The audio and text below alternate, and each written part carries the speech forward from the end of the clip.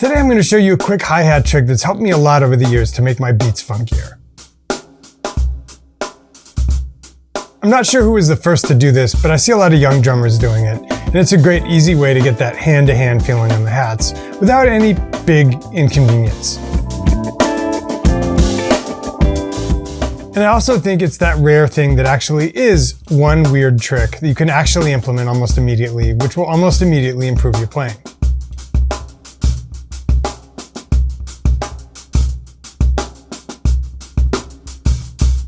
Most things are not. Most things take time and contest.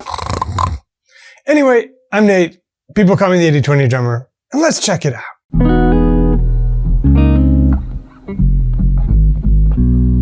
And folks, just a quick message to let you know that all the beats we'll be playing in this video will be transcribed for you. You can get that transcription for free by clicking the link beneath the player. Now, on with the lesson. The trick is just this. It's a little wrist swivel to play the hi-hats with your non-lead hand. Let's divide this into 3 parts. Why do we care? Who invented it? And things we can do with it. And those will be marked with chapter marks in case you want to skip around. But if you're a real one, you probably want to take the journey. Okay, why do we care? Drums have this annoying thing that nobody really designed. It just evolved like this. It's the crossover for the hats. My guess is back in the day, people played the lead hand on the ride cymbal for jazz. A bunch of vocabulary evolved around that, and since the kick pedal was already taken by the lead foot, the only limb left over for the hi-hat, or the low boy as it used to be, was the non-lead foot. That's the left foot for my righties. As the low boy evolved into the hi-hat, and people started playing rock, blues, etc., the people just migrated the lead hand to the hats, and because they were on the left, that meant, you guessed it, crossing over. Okay, with all that out of the way, there are about 2 traditional ways of playing the hats. There's some version of the lead hand crossover like this. Then, if you want to play more 16th stuff, there's 2 hands on the hats like this.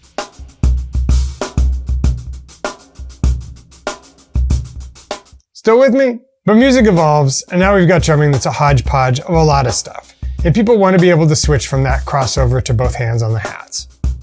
If you're wondering what kind of beats, here's one example.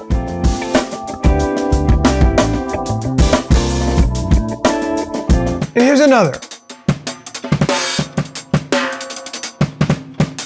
Sick, right?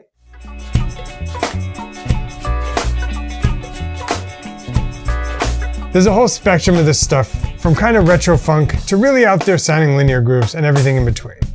But there was a logistic hurdle. Going from crossed over like this to 2 hands on the hats like this seemed to require a big motion. You have to get the bottom hand out from under the top hand. And you also had to swing your forearm at the elbow.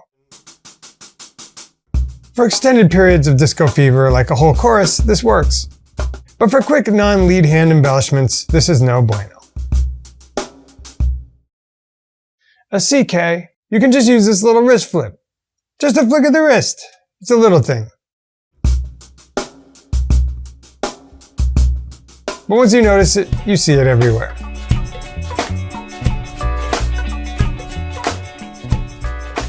Which brings us to part 2.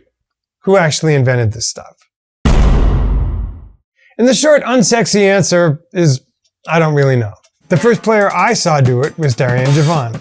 In this video from like 2008? And now it's near ubiquitous, as you can see from this Instagram clip. But let's go back in time. Let's find some footage of Lenny White or James Gadson and see if they were doing it. If we check out this video of James Gadson,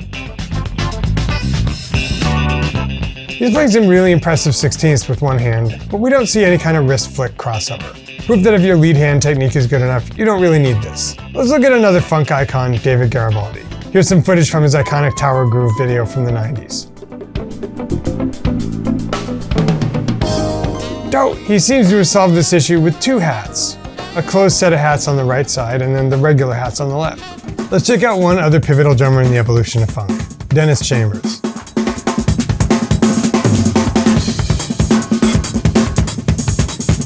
In this clip, Dennis is definitely doing some faux left-hand lead stuff, with the lead hand on the snare and ghost on the hats, which is very modern.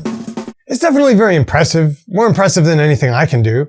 What I'm not seeing, however, is 1980s Dennis alternating between lead hand playing the hats in both hands using this cross-under wrist flick. Fast forward a couple decades to Darian Javon, and it's here.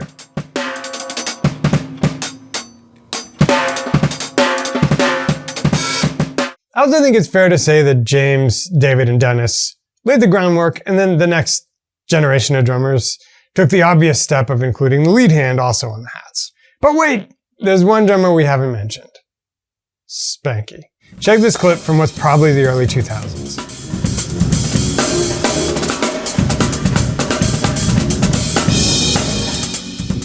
Based on what he's playing, it's very likely to me he's using the cross-under. Between Dennis and this, shrug emoji. After that incredibly thin history lesson, let's go look at a couple instances where this might be useful.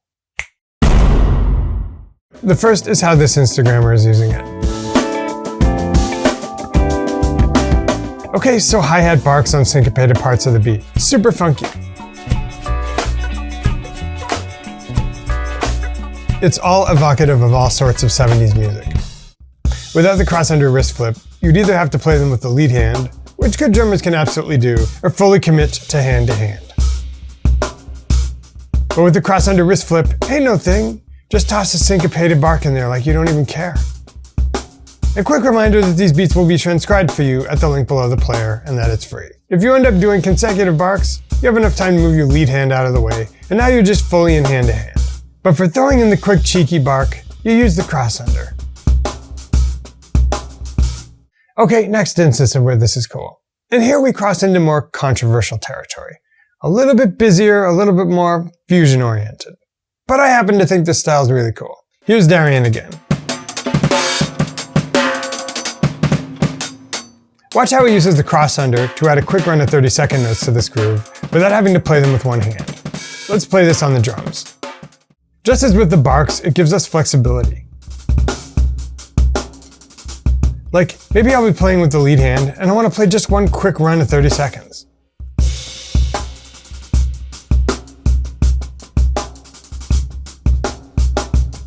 I cross under, then back. No harm, no foul. But if I want to do an extended run, I can transition fully to the hand-to-hand position.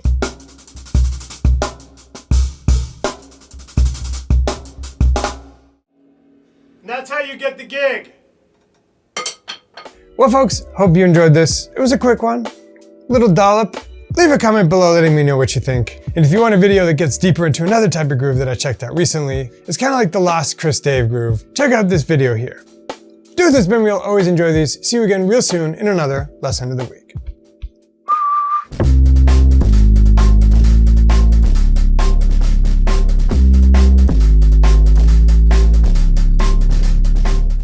Looks okay, right? Good enough. Hey dudes, always enjoy these.